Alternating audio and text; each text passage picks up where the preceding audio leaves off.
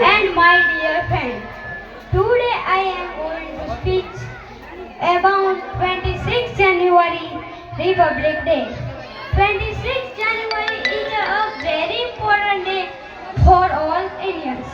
On this day in 1950, India became a republic and constitution come into force.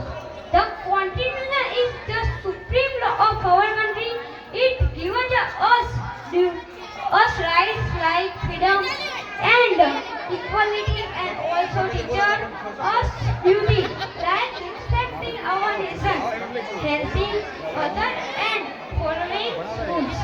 We celebrate this day by hosting and national flag, singing the national anthem, and watching parade and culture program. Let us all work together for better India.